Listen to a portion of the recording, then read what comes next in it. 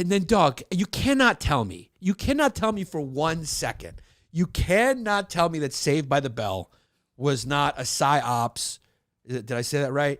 Government. You can't tell me that was not a propaganda film to show to the world that high school is a fucking pack of Skittles. Bless you. Sorry. I mean, imagine you're just a Macedonian kid who's sitting in front of his TV doing like this with the antennas, right? Just trying to get anything. And then this shows up, and this is your view of what school looks like in America, which, by the way, is the complete opposite of what school looked like in the 80s, okay? The school I remember in the 80s was if you were wearing a starter jacket, you got a knife put to your throat, and you lost the starter jacket. I remember watching these on TV thinking, where are these fucking schools? And then you'd be reading, you're like, because I was a city kid, I'm like, where is this fucking school? And you go like, oh, I used to think, oh, that must be what the schools are in the suburbs are like. And then you'd meet someone from the suburbs, and they'd be strung out on heroin. And you're like, that's not where those schools. All they did was sit in the mall all day and play video games and do drugs. You're like, that's not this school. Where is Saved by the Bell? Where AC Strader is allowed to fucking constantly wear a wife beater. It's got to be Florida. Supposedly it was California, right? California. Supposedly it's California. But dude, it was this it was always bright. You know, every wall was either pink or orange or blue. Like it looked like you were going to school in like some sort of idyllic acid trip where everything was just pleasant and great. And it was just beautiful, these three beautiful girls, and they picked the good-looking white guy, the athletic Hispanic guy, and then the nerdy white guy. They got every type at the time. This was before the Chinese took over every school. If they did Saved by the Bell now, it'd just be like there'd be four guys named Steve Lee. Hi, my name is Steve Lee, and this is my buddy Andrew Yang. We met on the spelling bee team. The spelling bee team, Saved by the Bell, spelling bee edition. Hi, my name is Bartik Gote Arti. No, that would be Finnish. Yeah. My name is VJ Singh and Terry Wang. Dude, look how bright the colors always are. So this is the reboot.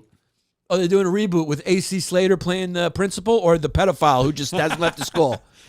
Is he just the guy who stuck around? You know what? If they did a sequel, I would believe that AC Slater's character would have become the gym teacher there because he was an absolute fucking wrestler loser. Yeah. What do you call him, Sporto? What do you call him, Sporto? He's just like, come on, Sporto. I think he called him Sporto. He would always call Zach Morris something. I can't remember if it was Sporto or something like that. This guy's funny. This is the guy from he's in a lot of Vince Vaughn films. Yeah. Yeah, I'm sure he's thrilled about this project. He went from being in a Christopher Guest movie to a reboot of Saved by the Bell with AC Slater as principal. And everyone's like, hey, where's Screech? And you're like, hey, Screech is at Bananas in Hasbrook Heights, New Jersey, performing comedy in front of a cardboard banana before he died from a pill overdose. How did Screech die? Yeah, cancer. Was he in the building that Anne Heche hit? I can't remember. I'm getting my celebrity death news mixed up. Celebrities die dramatic, dog. Yeah. They die dramatic. Yeah. Like it's always like you walk into their room and it's just like bottles of pills everywhere, or like a needle hanging out. Right? How did he die? Lung cancer. Oh, okay. So that wasn't so dramatic. Well, I said celebrities. I said celebrities die dramatic. No, rest in peace to Dustin Diamond. That must have been tough, dog, just rolling around being called Screech the whole time.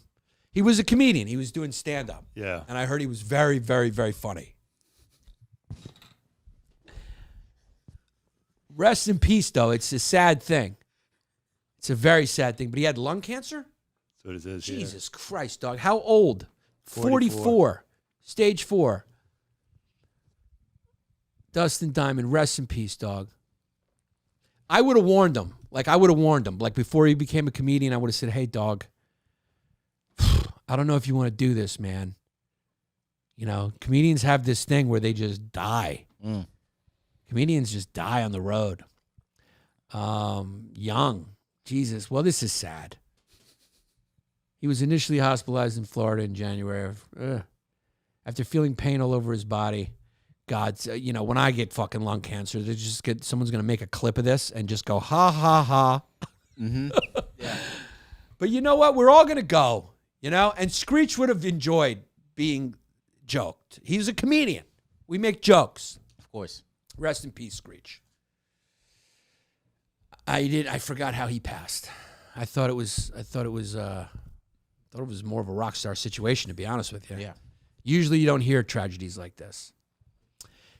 You know, but the good ones God always takes the good ones. Fucking Zach Morris is still prancing around. AC Slater is still on every single fucking news channel when I check into a hotel room, telling me about what my movie options are. Yep.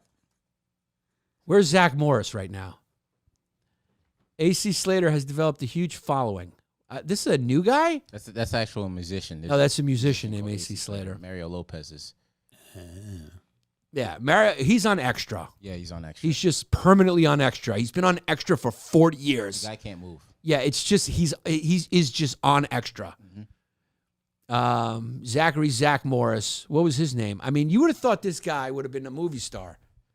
Ooh, god damn! They stretched his face out, bro. Relax on the Botox, guy. I mean, dog, did he graduate from Bayside High? It doesn't look like it. The charming schemer. He often broke the fourth wall. Yeah, he would always talk to the camera. I used to watch the shit out of Saved by the Bell. Because back then it was like that. It was so much easier back then for the government to, I think, be involved in stuff. And I think there was often a marriage between like LA and DC. I think they kind of like were putting out a certain image back then because there was the entertainment you got was the entertainment that was put out there. You couldn't find any entertainment. You couldn't find the thing you were into. Like it was very difficult. And anytime anything kind of came along that wasn't the mainstream, like people kind of like the establishment kind of fought back, kind of like they do now, but they kind of fought back, you know? Like Ice-T, they were all breaking, you know, CDs and protesting, and they didn't want any of that. Gangster rap was kind of like, they tried to push that back. You know, back then they just gave you a few options. You turn on your TV on Saturday and you could either watch like Saved by the Bell or like the Smurfs. So if you got sick of like animation, if you outgrew that, this was like the high school era. You'd turn this on. I remember I'd watch it like on Saturday mornings in high school. And I always used to think like, where is this school? Like, what kind of school is this? You know? It was so unrealistic. Saved by the Bell. But can you imagine being that Macedonian kid turning that on, thinking like, what the hell? Because I was thinking in New York, what the hell? I want to go to that school. I want Kelly to roll up in her Cavariccis and her Ked white sneakers and give me a kiss on the mouth.